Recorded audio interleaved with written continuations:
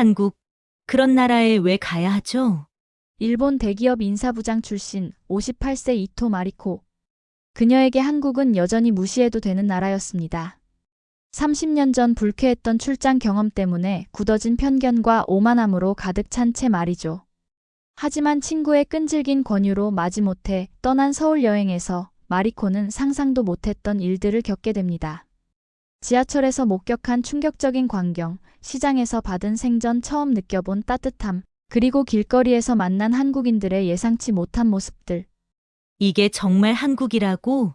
오만했던 일본 중년 여성이 한국에서 깨달은 진짜 품격이란 무엇이었을까요? 그리고 그녀가 결국 내린 놀라운 결심은? 편견으로 가득했던 외국인이 한국의 진짜 모습을 발견해가는 감동적인 이야기. 여러분도 외국인 친구나 지인에게서 한국에 대한 편견을 들어보신 적 있나요? 또는 반대로 한국을 좋아하게 된 외국인들의 이야기가 있다면 댓글로 공유해주세요. 마리코처럼 한국에서 특별한 경험을 한 외국인들의 실제 사례도 궁금합니다.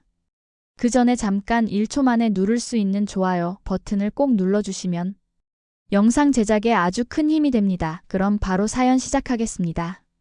마리코, 정말 안 가려고? 리에의 목소리가 전화기 너머로 들려왔습니다. 이토 마리코는 거실 소파에 앉아 무심코 텔레비전을 바라보며 한숨을 내쉬었죠. 정년퇴직 후 2달째 매일이 똑같았습니다. 아침에 일어나 신문을 읽고 점심을 대충 때우고 저녁엔 남편이 돌아올 때까지 시간을 때우는 일상의 반복이었죠. 서울 여행이라니, 굳이 그런 곳까지 가야 하나? 마리코의 목소리엔 시큰둥함이 묻어났습니다. 30대 시절 회사 출장으로 서울에 갔던 기억이 떠올랐죠. 시끄럽고 무질서한 거리, 예의 없는 사람들, 그리고 무엇보다 자신을 무시하는 듯한 시선들. 그때의 불쾌했던 경험이 아직도 생생했습니다. 하지만 결국 마리코는 리에의 성화에 못 이겨 서울행 비행기에 몸을 맡겼습니다. 인천공항에 도착한 순간부터 불만이 터져나왔죠. 입국 심사대에서 줄을 서며 투덜거렸습니다. 역시나 복잡하네. 일본처럼 질서정연하지 못해. 환전소에서도 마찬가지였습니다. 직원이 친절하게 설명하는데도 마리코는 고개를 절레절레 흔들었죠. 이 나라 사람들은 왜 이렇게 목소리가 클까? 시끄러워 죽겠어. 택시를 타고 서울 시내로 향하는 길에서도 마리코의 비판은 계속됐습니다. 택시 기사가 한국어로 이런저런 설명을 하려고 했지만 마리코는 창밖만 바라보며 속으로 중얼거렸죠. 30년 전이나 지금이나 똑같군. 역시 한국은 시끄럽고 무례한 나라야. 하지만 마리코는 아직 모르고 있었습니다. 자신의 편견이 얼마나 섣부른 판단이었는지, 그리고 앞으로 며칠 동안 자신에게 어떤 변화가 일어날지 말이죠. 호텔 로비에서 마리코를 맞이한 건 20대 후반으로 보이는 젊은 여성이었습니다. 송지연이라고 자신을 소개한 그 가이드는 유창한 일본어로 인사를 건넸죠. 안녕하세요, 이토 마리코님. 저는 이번 여행을 안내해드릴 송지연입니다. 마리코는 지연의 밝은 미소를 보며 속으로 생각했습니다. 겉으로는 친절한 척하지만 어차피 돈 때문이겠지. 지연은 서울의 역사와 문화에 대해 열정적으로 설명하기 시작했습니다. 조선 왕조부터 시작해서 현대 서울의 발전상까지 정말 자세하고 친절하게 말이죠. 하지만 마리코의 반응은 차갑기만 했습니다. 한국도 이제 좀 성숙해졌나 보네요. 마리코의 말에 지연의 표정이 순간 굳어졌지만 곧 다시 미소를 지으며 대답했습니다. 감사합니다. 저희도 계속 발전하려고 노력하고 있어요. 마리코는 지연의 절제된 반응을 보며 조금 의외라는 생각이 들었습니다. 30년 전이라면 분명 화를 냈을 텐데 이 젊은 가이드는 오히려 차분하게 응답했죠. 하지만 여전히 마리코의 마음속엔 한국에 대한 반감이 깊이 자리 잡고 있었습니다. 그래도 일본에 비하면 아직 멀었죠. 이런 식으로 계속 비아냥거리는 마리코 때문에 분위기는 점점 어색해졌습니다. 지연은 그래도 끝까지 프로다운 모습으로 안내를 계속했지만 마리코는 그런 모습조차 가식적으로 느껴졌죠. 하지만 무언가 예전과는 다르다는 느낌도 들기 시작했습니다. 30년 전의 한국과는 분명히 다른 무언가가 있었죠. 다음 날 아침 지연은 마리코와 리에를 지하철역으로 안내했습니다. 마리코는 지하철 입구를 보며 코웃음을 쳤죠. 지하철이라고 해서 기대도 안 했는데 역시나네. 하지만 지하철역 안으로 들어서는 순간 마리코의 표정이 바뀌기 시작했습니다. 깔끔하고 현대적인 역사, 명확한 안내 표시, 그리고 무엇보다 질서정연한 승객들의 모습이 눈에 들어왔죠. 개찰구를 통과하며 마리코는 속으로 중얼거렸습니다. 생각보다 깨끗하네. 플랫폼에서 전철을 기다리는 동안 마리코는 더욱 놀라운 광경을 목격했습니다.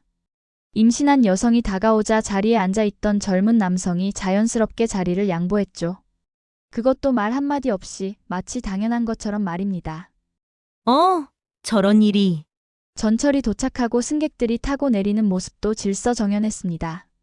먼저 내리는 사람을 기다린 후에 타고 노약자석 근처에서는 자연스럽게 자리를 비켜주는 모습들이 계속 이어졌죠. 가장 충격적이었던 건 한 외국인 관광객이 길을 묻자 여러 명의 시민들이 나서서 친절하게 안내해주는 모습이었습니다. 심지어 영어를 못하는 할아버지까지 몸짓으로 방향을 알려주려고 애쓰는 모습을 보며 마리코는 말문이 막혔죠. 일본보다 더 질서정연한데 이게 어떻게 된 거지? 지연이 설명했습니다. 서울 지하철은 이제 세계적으로도 인정받는 교통 시스템이에요. 시민들의 의식도 많이 발전했고요. 마리코는 더 이상 반박할 말을 찾을 수 없었습니다. 자신이 가지고 있던 편견이 얼마나 틀렸는지 실감하기 시작했죠. 지하철을 타고 도착한 곳은 광장시장이었습니다. 마리코는 시장 입구에서 코를 찌푸리며 말했죠. 시장이라니. 시끄럽고 지저분할 텐데. 하지만 시장 안으로 들어서자마자 마리코의 생각은 완전히 바뀌었습니다. 활기차면서도 정돈된 상점들, 친근하게 인사를 건네는 상인들, 그리고 무엇보다 온갖 맛있는 냄새가 코끝을 자극했죠. 빈대떡 가게 앞을 지나갈 때였습니다. 60대쯤 되어 보이는 김순애 할머니가 마리코를 보고 환하게 웃으며 말을 걸었습니다. 어머, 일본 분이세요? 어서 오세요. 지연이 통역해주며 할머니와 대화를 나누던 중 마리코가 묵어쩌리에 대해 물어봤습니다. 묵어쩌리가 뭐죠? 순애 할머니는 말 대신 행동으로 답했습니다. 직접 썰어놓은 물을 젓가락으로 집어 마리코의 손에 올려줬죠. 그리고 한국말로 뭔가 정겨운 말을 건넸습니다. 드셔보세요. 시원하고 맛있어요. 마리코는 그 순간 충격을 받았습니다. 일본에서라면 절대 상상할 수 없는 일이었죠. 처음 만난 외국인에게 그것도 공짜로 음식을 권하다니. 더욱이 그 따뜻한 미소와 진심 어린 눈빛은 마리코의 마음 깊숙한 곳을 건드렸습니다. 이게 뭐지? 마리코는 물을 씹으며 눈가가 촉촉해지는 걸 느꼈습니다. 매콤하면서도 시원한 맛과 함께 말로 표현할 수 없는 따뜻함이 가슴을 채웠죠. 순애 할머니는 계속해서 이런저런 음식을 권했고 마리코는 그 무조건적인 환대에 완전히 압도당했습니다. 언어는 통하지 않아도 마음은 통하는 것 같네요. 지연의 말에 마리코는 고개를 끄덕일 수밖에 없었습니다. 오후에 방문한 곳은 인사동의 전통 찻집이었습니다. 마리코는 한국의 전통 차 문화에 대해 별다른 기대를 하지 않았죠. 차 문화라면 일본이 원조 아닌가? 찻집 안은 고즈넉하고 운치 있었습니다. 차를 우리는 과정을 지켜보며 마리코는 인정하지 않으려 했지만 분명 무언가 특별한 분위기가 있었죠. 차가 나오자 마리코는 습관적으로 바로 들어 마셨습니다. 그런데 옆 테이블에 앉아있던 70대 한국 할머니가 부드럽게 말을 걸었죠. 아가씨, 먼저 드시게 하고 시작하는 게 예의예요. 지연이 그 말을 통역해주자 마리코의 얼굴이 빨갛게 달아올랐습니다. 자신보다 나이 많은 사람이 먼저 드신 후에 마셔야 한다는 것이었죠. 죄송합니다. 마리코는 겉으로는 웃으며 사과했지만 속으로는 굴욕감과 부끄러움이 교차했습니다. 자신이 그토록 무시하던 나라에서 예절을 배우다니. 더욱이 그 할머니의 따뜻하면서도 지혜로운 눈빛은 마리코를 더욱 부끄럽게 만들었죠. 예절이라는 게 형식만이 아니라 상대방을 배려하는 마음에서 나오는 거구나. 마리코는 그제서야 깨달았습니다. 한국의 예절 문화가 일본과는 다른 방식으로 하지만 더 인간적인 방식으로 살아 숨쉬고 있다는 것을 말이죠. 할머니는 계속해서 한국의 차 문화와 예절에 대해 친절하게 설명해 주었고 마리코는 그 모든 말을 경청할 수밖에 없었습니다. 그날 밤 호텔에서 마리코는 거울을 보며 자신에게 물었습니다. 내가 지금까지 얼마나 오만했던 걸까? 사흘째 되는 날, 지연은 마리코와 리에를 일반적인 관광지가 아닌 동네 주민센터 근처로 안내했습니다. 여기서 진짜 한국인들의 일상을 볼 수 있어요. 주민센터 앞 작은 카페에서 쉬고 있을 때였습니다. 50대쯤 되어 보이는 한국 아주머니가 마리코에게 다가와 자연스럽게 말을 걸었죠. 어머, 일본에서 오셨어요? 혼자 오셨나요? 지연의 통역을 들으며 마리코는 고개를 끄덕였습니다. 그러자 그 아주머니는 더욱 친근하게 웃으며 말했죠. 그럼 우리 동네 구경 많이 하세요. 궁금한 거 있으면 언제든 물어보고요. 서울 생활 어떠세요? 외롭지 않아요? 마리코는 그 순간 숨이 멎는 것 같았습니다. 처음 만난 외국인에게 그것도 아무런 조건 없이 이런 따뜻한 말을 건네다니. 일본에서라면 상상도 할 수 없는 일이었죠. 커피 한 잔 사드릴게요. 우리 동네 온 거 환영해요. 아주머니가 커피를 사주며 건넨 그 말 한마디에 마리코의 눈가에 눈물이 맺혔습니다. 60년 가까운 인생을 살아오면서 이렇게 무조건적인 친절을 받아본 적이 언제였던가 싶었죠. 왜 이렇게 다정하죠? 마리코의 떨리는 목소리에 아주머니는 더욱 환하게 웃었습니다. 당연하죠. 멀리서 우리 동네까지 와주셨는데 좋은 추억 만들어 가세요. 그 순간 마리코는 더 이상 눈물을 참을 수 없었습니다. 일본에서 수십 년을 살아오면서 이웃에게서 받아본 적 없는 진심 어린 환대를 낯선 나라에서 받고 있었죠. 자신이 그토록 무시하고 비하했던 나라에서 말입니다. 마지막 날이 되자 마리코는 예상치 못한 제안을 했습니다. 지연 씨, 혹시 한국에서 살려면 어떤 절차가 필요한가요? 리에도 깜짝 놀랐지만 지연은 기꺼이 도와주겠다고 했죠. 그들은 함께 부동산 중개소, 병원, 한국어 학원 등을 둘러보며 실제 거주 가능성을 알아봤습니다. 부동산에서 만난 직원은 외국인 거주에 대해 친절하게 설명해줬고, 병원에서는 의료 시스템의 접근성에 대해 자세히 안내해줬죠. 한국어 학원에서는 일본인을 위한 특별 프로그램까지 소개받았습니다. 의료비도 일본보다 저렴하고 생활비도 합리적이네요. 마리코는 모든 것이 놀라웠습니다. 특히 어르신들을 위한 다양한 복지 프로그램과 활동들을 보며 감탄했죠. 일본에서는 퇴직 후에 할 일이 없어서 무료했는데 여기서는 정말 다양한 활동을 할 수 있겠네요. 경로당을 방문했을 때 한국 할머니들이 마리코를 환영하며 함께 민요를 부르자고 했습니다. 비록 한국말은 몰랐지만 마리코는 그 따뜻한 분위기에 완전히 빠져들었죠. 이제야 사람이 된 기분이에요. 마리코의 말에 리에도 깊이 공감했습니다. 둘 다 일본에서는 느낄 수 없었던 진정한 공동체의 온기를 느끼고 있었죠. 정말 여기서 살고 싶어졌어요. 마리코의 진심 어린 고백에 지연은 기쁘게 웃으며 대답했습니다. 언제든 오세요. 저희가 도와드릴게요. 일본으로 돌아간 후 3달이 지났습니다. 마리코는 그동안 한국 거주를 위한 준비를 차근차근 진행했죠. 한국어 공부도 시작했고 필요한 서류들도 준비했습니다.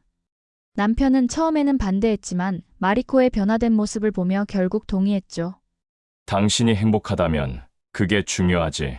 드디어 서울로 장기 체류를 떠나는 날, 마리코의 가슴은 설렘으로 가득했습니다. 인천공항에 도착했을 때의 기분은 몇 달 전과 완전히 달랐죠. 이제 집에 돌아온 기분이에요. 지연이 공항에 마중 나와줬고 광장시장의 김순애 할머니도 마리코를 기다리고 있었습니다. 어머, 정말 오셨네요. 어서 오세요. 순애 할머니의 환한 미소를 보며 마리코는 눈물을 흘렸습니다. 이제는 기쁨의 눈물이었죠. 몇 주 후 마리코는 순애 할머니와 함께 김치를 담그고 있었습니다. 서툰 한국어로 대화를 나누며 웃음을 터뜨리는 모습은 정말 자연스럽고 행복해 보였죠. 할머니, 고마워요. 정말 고마워요.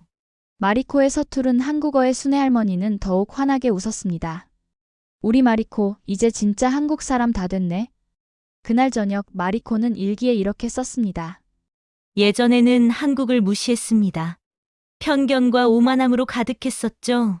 그런데 이곳에서 저는 처음으로 존중받는 사람이 되었습니다. 진정한 따뜻함과 정이 무엇인지 알게 되었어요. 서울이 제 고향 같습니다. 아니, 이제는 정말 제 고향이에요. 창밖으로 보이는 서울의 야경을 바라보며 마리코는 진심으로 행복했습니다. 편견을 버리고 열린 마음으로 세상을 바라볼 때 얻을 수 있는 가장 큰 선물을 받았다는 생각이 들었죠. 영상 시청해주셔서 감사합니다. 오늘의 감동만만세 사연 어떠셨나요? 감동적인 이야기가 여러분의 가슴에 와닿기를 바랍니다. 여러분의 뜨거운 의견을 댓글로 남겨주시고 이 영상이 여러분의 가슴을 올렸다면 구독과 좋아요 그리고 공유를 부탁드립니다. 대한민국의 위대한 이야기가 더 많은 사람들에게 전해질 수 있도록 함께 해주세요. 저는 다음에 더 좋은 사연으로 돌아오겠습니다. 감사합니다.